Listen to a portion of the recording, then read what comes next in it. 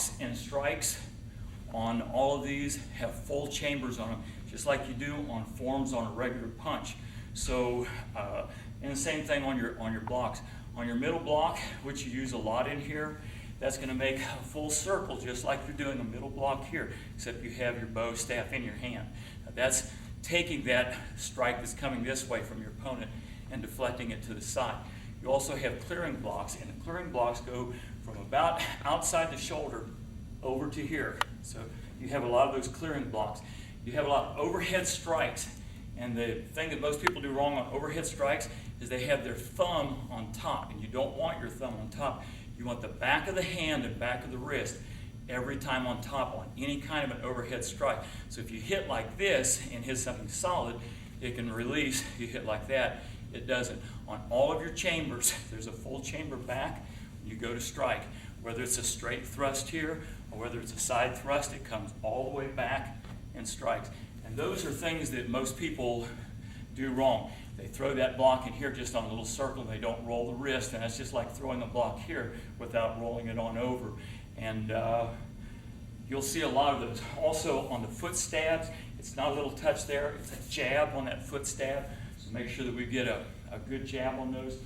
1/3. Yep, try to keep bow in 1/3. There's times when that's different when you come around for the sweeping movement, but for the most part, it's in 1/3. Make sure that the focus areas are kept real straight. Head is always striking right across either the zygoma, bridge of the nose, right in here.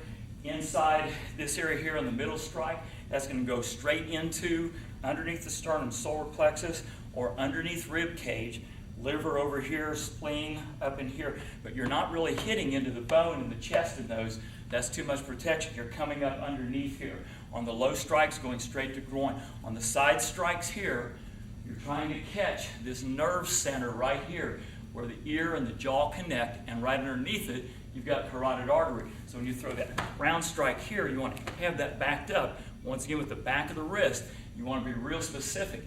A little bit low, and you just hit your opponent in the shoulder, which does nothing other than just make him a little more mad.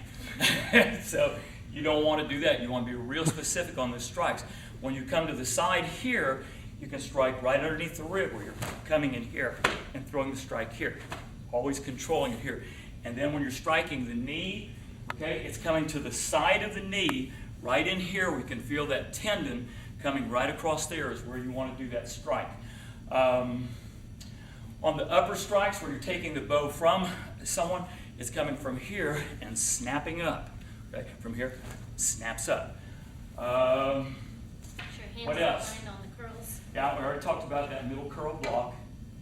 Those are kind of the main things that people will miss, just a little detail stuff on that. So we'll pay attention to that detail stuff, okay?